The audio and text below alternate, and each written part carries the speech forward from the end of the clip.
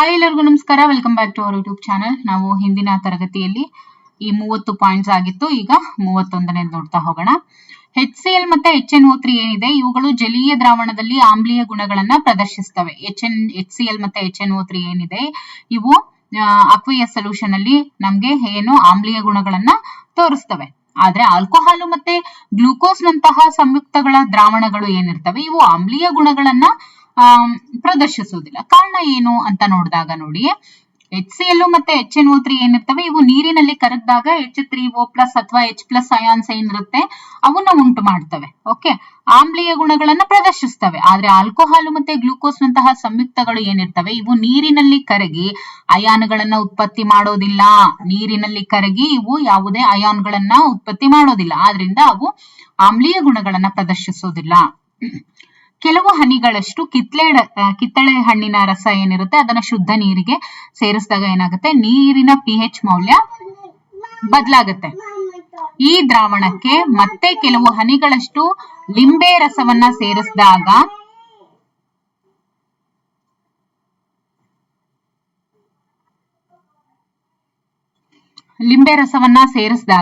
ದ್ರಾವಣದ pH ಮೌಲ್ಯದಲ್ಲಿ ಏನಾದ್ರೂ ಬದಲಾವಣೆ ಉಂಟಾಗುತ್ತದೆಯೇ ಅಂತ ಕೇಳಿದ್ದಾರೆ.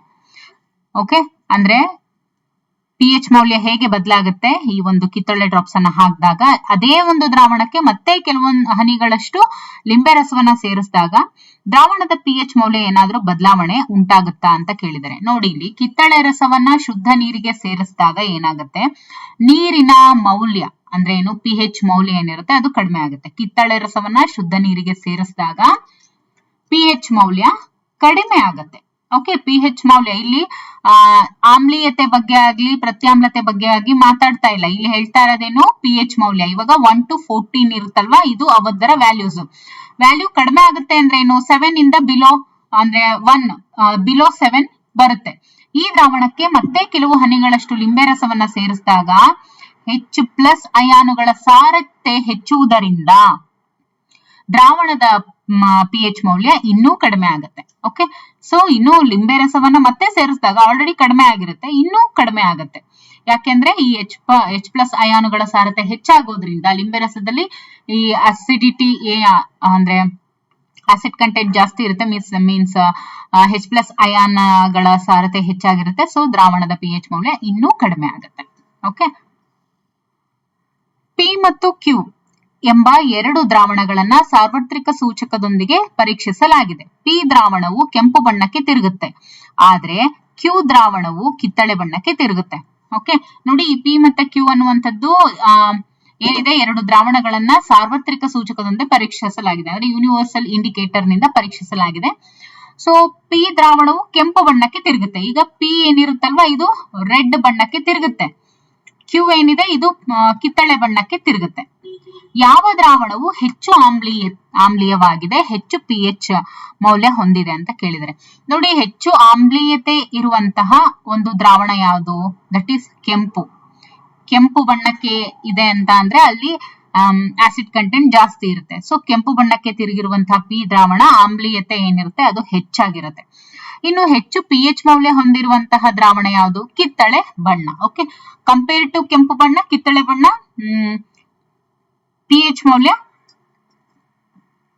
ಜಾಸ್ತಿ ಹೊಂದಿರುತ್ತೆ. Okay, HCl, HCOOH, CH3COOH, CH3OH ಇವುಗಳಲ್ಲಿ ಯಾವ ಸಂಯುಕ್ತವನ್ನ ನೀರಿಗೆ ಸೇರಿಸಿದಾಗ H+ ಅಯಾನು ಬಿಡುಗಡೆ ಆಗುವುದಿಲ್ಲ ಅಥವಾ ಬಿಡುಗಡೆ ಮಾಡೋದಿಲ್ಲ. ನಾವೀಗ ಆಲ್ರೆಡಿ ನೋಡಿದ್ವಿ ಏನಂತ, ಆಲ್ಕೋಹಾಲ್ ಮತ್ತೆ ಗ್ಲೂಕೋಸ್ ಇವುಗಳನ್ನ ಸೇರಿಸಿದಾಗ ಆಮ್ಲೀಯ ಗುಣವನ್ನ ತೋರಿಸೋದಿಲ್ಲ ಅಂತ ನಾವೀಗ ಆಲ್ರೆಡಿ ನೋಡಿದ್ವಿ, ಹೌದಲ್ವಾ? 31ನೇ ಪ್ರಶ್ನೆನಲ್ಲಿನೇ ಅದನ್ನ ನೋಡಿದ್ವಿ. ಸೊ ಏನು, CH3OH ಇದೆಯಲ್ಲ, CH3OH ಆಲ್ಕೋಹಾಲ್ ಇದು ಏನಿದೆ H+ ಅಯಾನ್ ಅನ್ನ ಬಿಡುಗಡೆ ಮಾಡೋದಿಲ್ಲ ಈ ಒಂದು ಸಂಯುಕ್ತ ನೀರಿಗೆ ಸೇರಿಸಿದಾಗ. ಇನ್ನು ಲೋಹೀಯ ಆಕ್ಸೈಡ್ಗಳನ್ನ ಪ್ರತ್ಯಾಮ್ಲೀಯ ಆಕ್ಸೈಡ್ಗಳು ಅಂತ ಹೇಳ್ತಾರೆ. ಯಾಕೆ ಲೋಹೀಯ ಆಕ್ಸೈಡ್ಗಳನ್ನ ಪ್ರತ್ಯಾಮ್ಲೀಯ ಆಕ್ಸೈಡ್ಗಳು ಅಂತ ಯಾಕೆ ಹೇಳ್ತಾರೆ? ಲೋಹೀಯ ಆಕ್ಸೈಡ್ಗಳು ಅಂದ್ರೇನು, ಮೆಟಲ್ ಆಕ್ಸೈಡ್ಗಳು ಆಮ್ಲಗಳೊಂದಿಗೆ ವರ್ತಿಸಿ ಲವಣ ಮತ್ತು ನೀರನ್ನ ಉಂಟು ಮಾಡೋದ್ರಿಂದ ಅವುಗಳನ್ನ ಪ್ರತ್ಯಾಮ್ಲೀಯ ಆಕ್ಸೈಡ್ಗಳು ಅಂತ ಹೇಳ್ತೀವಿ. ಯಾಕೆಂದ್ರೆ ಲವಣ ಏನು, ಸಾಲ್ಟ್ ಈಸ್ NaCl, ಹೌದಲ್ವಾ? Salt is NaCl. ಸೊ ಹಾಗಾಗಿ ಅದು ಒಂದು ಪ್ರತ್ಯಾಮ್ಲ, ಹೌದಲ್ವಾ? ಹಾಗಾಗಿ ಪ್ರತ್ಯಾಮ್ಲೀಯ ಆಕ್ಸೈಡ್ಗಳು ಅಂತ ಹೇಳ್ತಾರೆ. ನೀರಿನ ಅನುಪಸ್ಥಿತಿಯಲ್ಲಿ ಆಮ್ಲಗಳು ಆಮ್ಲೀಯ ಸ್ವಭಾವವನ್ನ ತೋರೋದಿಲ್ಲ. ಯಾಕೆ? ನೀರಿನ ಅನುಪಸ್ಥಿತಿಯಲ್ಲಿ in the absence of water ಆಮ್ಲಗಳು ಯಾವುದೇ ಒಂದು ಆಮ್ಲೀಯ ಸ್ವಭಾವವನ್ನ ತೋರಿಸೋದಿಲ್ಲ. ಯಾಕೆ? ನೀರಿನ ಅನುಪಸ್ಥಿತಿಯಲ್ಲಿ ಆಮ್ಲದ ಅಣುಗಳಲ್ಲಿ ಇರುವಂತಹ H+ ಅಯಾನುಗಳ ಬೇರ್ಪಡಿಕೆ ಸಾಧ್ಯ ಆಗೋದಿಲ್ಲ. ಹೌದಲ್ವಾ? ಈಗ H2O is compulsory for the separation of H+. ಹೌದಲ್ವಾ? ಹಾಗಾಗಿ ನೀರಿನ ಅನುಪಸ್ಥಿತಿ, ನೀರು ಇಲ್ಲ ಅಂದ್ರೆ ಆಮ್ಲದ ಅಣುಗಳಲ್ಲಿ ಇರುವಂತಹ H+ ಅಯಾನುಗಳನ್ನ ಬೇರ್ಪಡಿಸೋದಕ್ಕೆ ಸಾಧ್ಯ ಆಗೋದಿಲ್ಲ. ಅದಕ್ಕೋಸ್ಕರ ಆಮ್ಲವನ್ನ ಸಾರಯುಕ್ತಗೊಳಿಸುವಾಗ ಆಮ್ಲವನ್ನೇ ನೀರಿಗೆ ಸೇರಿಸಬೇಕೆಂದು ಮತ್ತು ಆಮ್ಲಕ್ಕೆ ನೀರನ್ನು ಸೇರಿಸಬಾರದೆಂದು ಶಿಫಾರಸು ಮಾಡುವುದು ಏಕೆ? ನೋಡಿ, ಆಮ್ಲವನ್ನ ಸಾರಯುಕ್ತಗೊಳಿಸಬೇಕಾದ್ರೆ ಅಂದ್ರೆ ಆಸಿಡ್ ಅನ್ನ ನಾವು ಏನ್ ಡೈಲ್ಯೂಟ್ ಮಾಡ್ತೀವಲ್ವಾ, ಸೊ ಆ ಒಂದು ಸಂದರ್ಭದಲ್ಲಿ ಆಮ್ಲವನ್ನ ನೀರಿಗೆ ಸೇರಿಸಬೇಕು. ಅಂದ್ರೆ ಆಸಿಡ್ ಅನ್ನೇ ನೀರಿಗೆ ಸೇರಿಸಬೇಕೆ ಹೊರತು ಆಸಿಡ್ ಗೆ ಹೋಗಿ ನೀರನ್ನ ಹಾಕಬಾರ್ದು ಅಂತ ಯಾಕೆ ಹೇಳ್ತಾರೆ? ಯಾಕೆ ಅಂದ್ರೆ ಸಾರೀಕೃತ ಆಮ್ಲಕ್ಕೆ ನೀರನ್ನ ಸೇರಿಸಿದ್ರೆ ಅಂದ್ರೆ ಏನು, ಕಾನ್ಸಂಟ್ರೇಟೆಡ್ ಆಸಿಡ್ ಗೆ ನಾವು ನೀರನ್ನ ಸೇರಿಸಿದಾಗ ಏನಾಗುತ್ತೆ ಅಂದ್ರೆ ಉತ್ಪತ್ತಿ ಆಗುವಂತಹ ಉಷ್ಣ ಮಿಶ್ರಣ ಹೊರ ಸಿಡಿಯುವಂತೆ ಮಾಡಬಹುದು. ಅಂದ್ರೇನು, ಫುಲ್ ಝಡ್ ಬಡ್ ಅಂತ ಅಷ್ಟು ಏನಂತ ಹೇಳ್ತೀವಿ, ಮೀನ್ಸ್ ತುಂಬಾ ಛಟ್ ಅಂತ ಸೌಂಡ್ ಬರೋದು, ಈ ರೀತಿ ಎಲ್ಲ ಆಗುತ್ತೆ. ಆಮೇಲೆ ಸಿಡಿದ ಆಮ್ಲ ಮೇಲೆ ಬಿದ್ದು ಸುಟ್ಟ ಗಾಯಗಳು ಕೂಡ ಆಗ್ಬಹುದು. ಮತ್ತೆ ಗಾಜಿನ ಸಂಗ್ರಾಹಕ ಒಡೆಯಬಹುದು. ಸೊ ಈ ಎಲ್ಲಾ ಕಾರಣಗಳು ಇರೋದ್ರಿಂದ ಈ ರೀತಿಯಾಗಿ ಹೇಳುವಂಥದ್ದು. ಓಕೆ, ಇನ್ನು ನೀರಿನಲ್ಲಿ ಆಮ್ಲೀಯ ದ್ರಾವಣ ವಿದ್ಯುತ್ತನ್ನ ಪ್ರವಹಿಸುತ್ತಿರುವುದನ್ನ ತೋರಿಸುವಂತಹ ಚಿತ್ರ ಬರೆದು ಭಾಗಗಳನ್ನ ಗುರುತಿಸಿ. ನೀರಿನಲ್ಲಿ ಆಮ್ಲೀಯ ದ್ರಾವಣ ವಿದ್ಯುತ್ತನ್ನ ಪ್ರವಹಿಸುತ್ತಾ ಇರೋದು. ಓಕೆ, ಅದು ಈ ರೀತಿಯಾಗಿ ಇದೆ. ಫಿಗರ್ ಅನ್ನ ನೀವು ನೋಡಬಹುದು.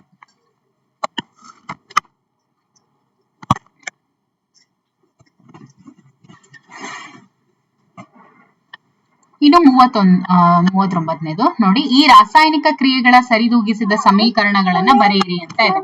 ತಾಮ್ರದ ಆಕ್ಸೈಡ್ ಸಾರಯುಕ್ತ ಹೈಡ್ರೋಕ್ಲೋರಿಕ್ ಆಮ್ಲದೊಂದಿಗೆ ವರ್ತಿಸಿದೆ. ಹೌದಲ್ವಾ? ಇಲ್ಲಿ ತಾಮ್ರದ ಆಕ್ಸೈಡ್ ಸಾರಯುಕ್ತ ಹೈಡ್ರೋಕ್ಲೋರಿಕ್ ಆಮ್ಲದೊಂದಿಗೆ ವರ್ತಿಸಿದೆ. ಸೊ CuCl2 + H2O ಇಲ್ಲಿ ಫಾರ್ಮೇಶನ್ ಆಗಿದೆ. ಇನ್ನು ಸಾರಯುಕ್ತ ಸೋಡಿಯಂ ಹೈಡ್ರಾಕ್ಸೈಡ್ ದ್ರಾವಣಕ್ಕೆ ಸಾರಯುಕ್ತ ಹೈಡ್ರೋಕ್ಲೋರಿಕ್ ಆಮ್ಲವನ್ನ ಸೇರಿಸಿದಾಗ ಏನಾಗುತ್ತೆ, NaOH + HCl, NaCl + H2O, that is salt and water formation ಆಗಿದೆ. ಹೈಡ್ರೋಕ್ಲೋರಿಕ್ ಆಮ್ಲ ನೀರಿನಲ್ಲಿ ವಿಲೀನವಾಗುವಂತಹ ಕ್ರಿಯೆ HCl + H2O, ಅವಾಗ ಏನಾಗುತ್ತೆ H2O+ ಮತ್ತೆ Cl-. ಓಕೆ, ಇನ್ನು ಸೋಡಿಯಂ ಹೈಡ್ರಾಕ್ಸೈಡ್ ಜೊತೆ ಸತುವಿನ ವರ್ತನೆ ಯಾವ ರೀತಿಯಾಗಿರುತ್ತೆ, Na2ZnO2 ಫಾರ್ಮೇಶನ್ ಆಗಿ +H2 ಫಾರ್ಮೇಶನ್ ಆಗುತ್ತೆ. ಇನ್ನು pH ಮಾನ ಅಂದ್ರೆ ಏನು? ವಾಟ್ ಈಸ್ pH ಅಂತ ಹೇಳಿದ್ರೆ ದ್ರಾವಣದಲ್ಲಿನ ಹೈಡ್ರೋಜನ್ ಅಯಾನುಗಳ ಸಾರತೆಯನ್ನ ಅಳೆಯುವಂತಹ ಮಾನವನ್ನ pH ಮಾನ ಅಂತ ಹೇಳ್ತಾರೆ. ಒಂದು ದ್ರಾವಣದಲ್ಲಿ ಇರುವಂತಹ ಹೈಡ್ರೋಜನ್ ಅಯಾನುಗಳ ಸಾರತೆ ಅದನ್ನ ಅಳೆಯುವಂತಹ ಒಂದು ಮಾನವನ್ನೇ ನಾವು pH ಮಾನ ಅಂತ ಹೇಳಿ ಕರಿತೀವಿ. ಓಕೆ, ಇನ್ನು ಮುಂದಿನ ತರಗತಿಯಲ್ಲಿ 41ನೇ ಪಾಯಿಂಟ್ಸ್ ಅನ್ನ ನೋಡ್ತಾ ಹೋಗೋಣ. Okay, thank you for watching.